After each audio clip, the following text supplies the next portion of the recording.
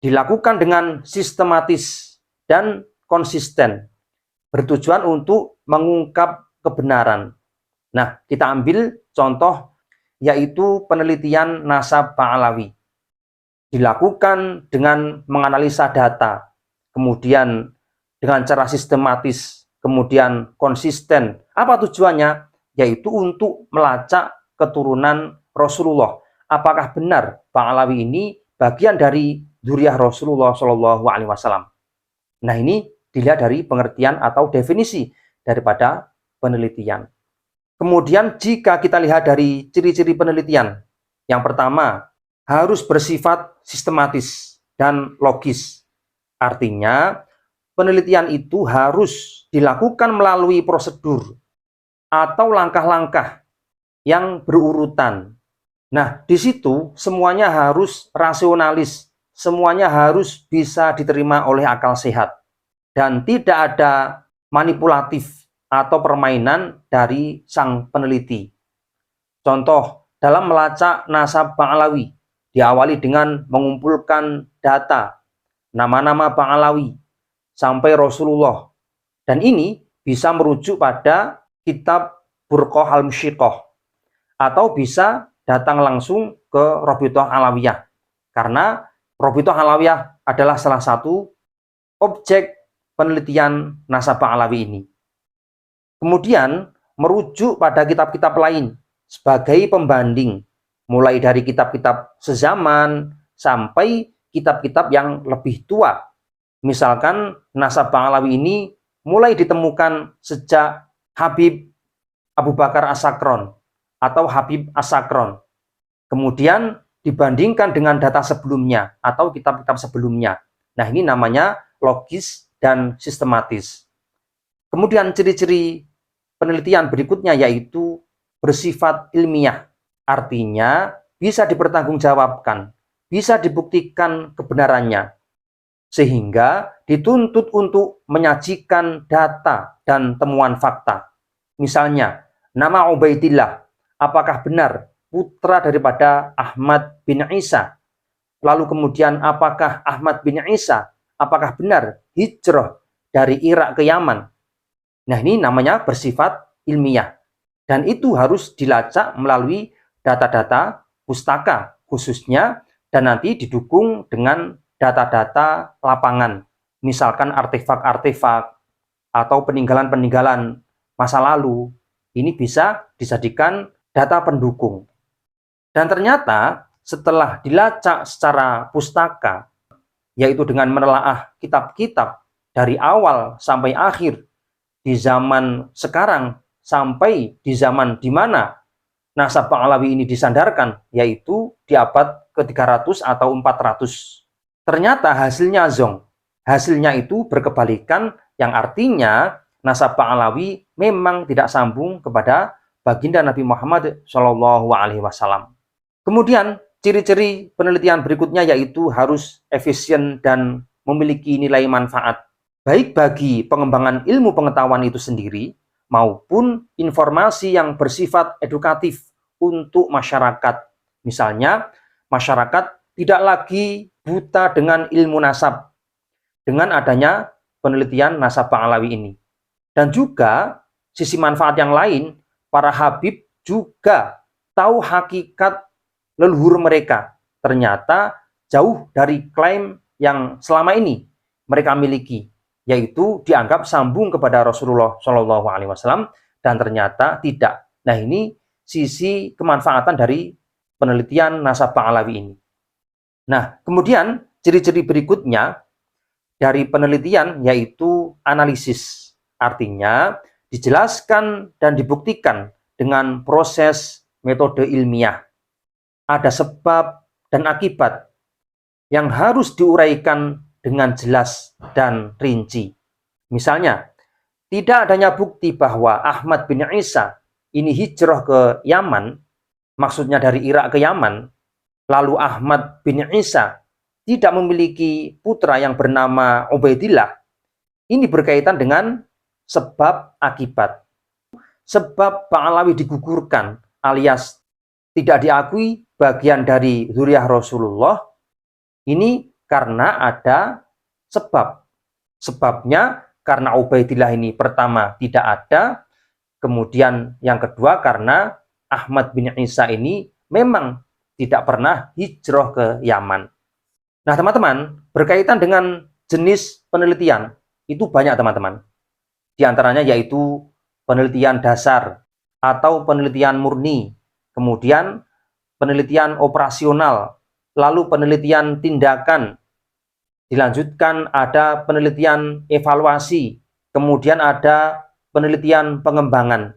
Nah, sedangkan penelitian nasabah alawi ini masuk ke penelitian historis, yaitu penelitian yang dilakukan untuk mengungkapkan informasi di masa lalu atau berhubungan dengan sejarah. Ini memiliki tujuan untuk menggambarkan kembali kejadian atau peristiwa bersejarah di masa lampau. Apa tujuan penelitian nasabah alawi? Yaitu untuk mengetahui kebenaran leluhur mereka di masa lampau.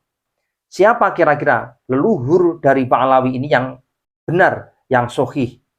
Karena mereka saat ini mengklaim bagian dari keturunan Rasulullah Shallallahu Alaihi Wasallam.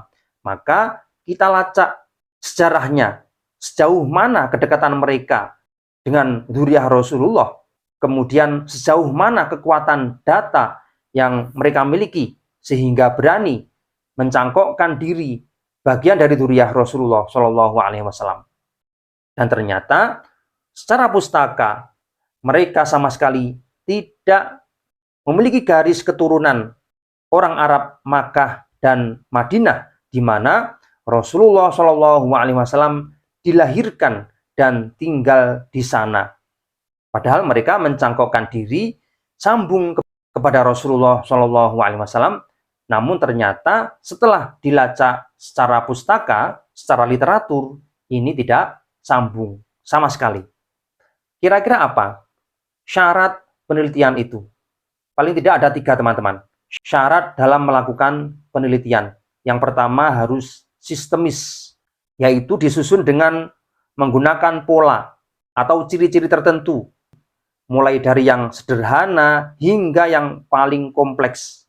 Kemudian yang kedua harus terencana, yaitu sudah dipersiapkan sebelumnya dengan matang.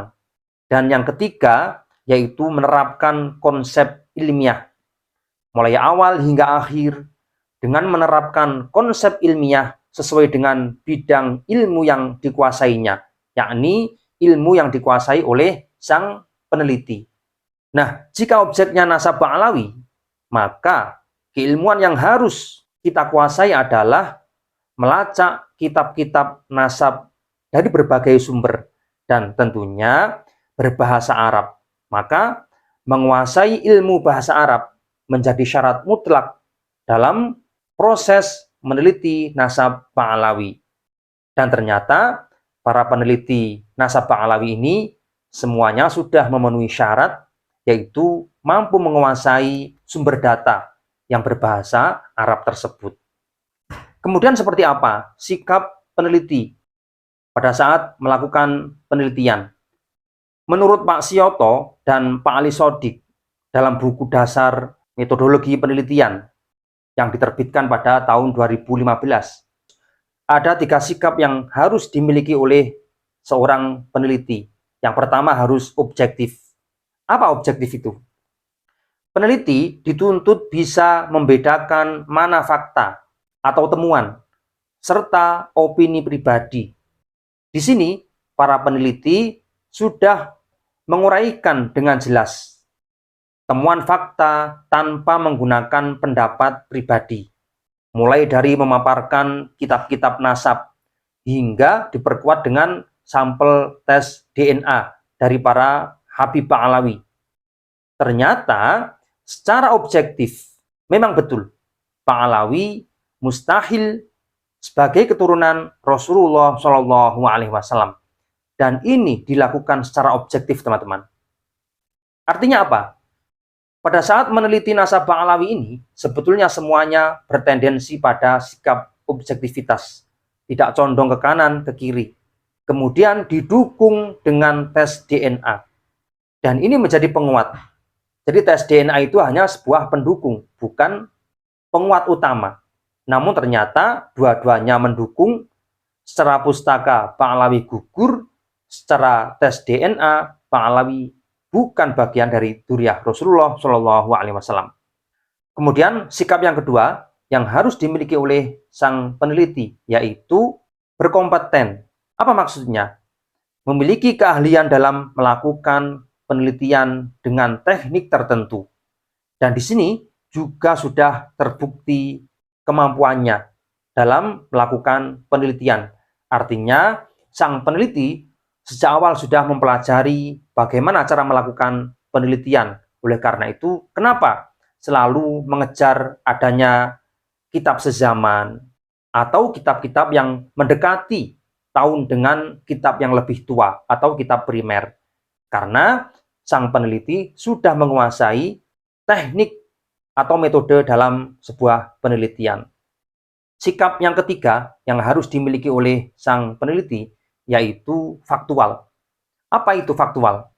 Yaitu harus mengumpulkan, menjelaskan, dan menganalisa temuan datanya berdasarkan fakta yang didapatkannya. Dan ini juga sudah dilakukan dengan baik oleh para peneliti, khususnya Kiai Imaduddin dan Sayyid Qori dan teman-teman yang lain yang ikut meneliti nasab Pak Alawi. Jadi teman-teman, Mbah Hashim, Mbah Wahab, Mbah Bishri menganjurkan untuk menghormati Habib pada saat itu didasari karena husnudon atau baik sangka kepada Pak Alawi yang selalu mengaku bagian dari dzurriyyah Rasulullah. Bukan berarti itu mengisbat atau menetapkan nasab Pak Alawi. Semoga ini bisa dipahami ya teman-teman. Jika ada yang mau disampaikan, silahkan tulis di kolom komentar. Sekian, wallahu a'lam bishawab. Assalamualaikum warahmatullahi wabarakatuh.